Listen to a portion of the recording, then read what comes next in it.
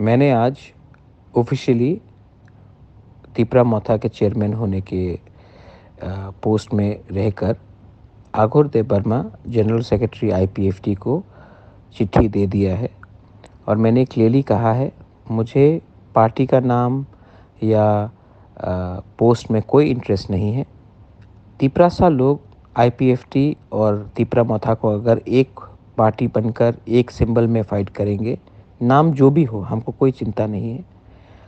तिपरासा लोग थानसा देखना चाहते हैं और इस बार अगर हमारा थानसा हुआ तो गवर्नमेंट ऑफ इंडिया से हम अपने लोगों को कुछ दे सकते हैं। अगर हम लोग एक नहीं हुए तो हमें कुछ नहीं मिलेगा। इसी के लिए मैंने चिट्ठी आघोर देबबर्मा को दिया है। वो आईपीएफटी के वर्किंग प्रेसिडेंट को देंगे और तब आईपीएफटी को सोचना पड़ेगा कि हमें आने वाले दिन में तिपरासा के संग काम करना है या अलग अलग होकर फाइट करना है या बीजेपी के संग फाइट करना है। लेकिन मैंने अपना point of view black and white में सबको दे दिया है।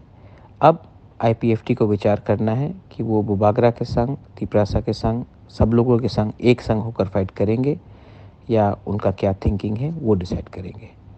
मैं वही चाहता हूँ जिससे हमारे लोगों को फ़ायदा हो, हमारे तिपरासा लोगों को, हमारे दोफा को कुछ मिले। और ये जो थानसा का कॉल है, इससे कुछ लीडर लोग खुश नहीं होंगे, लेकिन पब्लिक को लीडर से मतलब नहीं है। पब्लिक को अपना अधिकार चाहिए और हमको पहले अपना तिपरासा के बारे सोचना है, उसके बाद लीडर के बारे सोचना है। बेलाइनो हम बाय।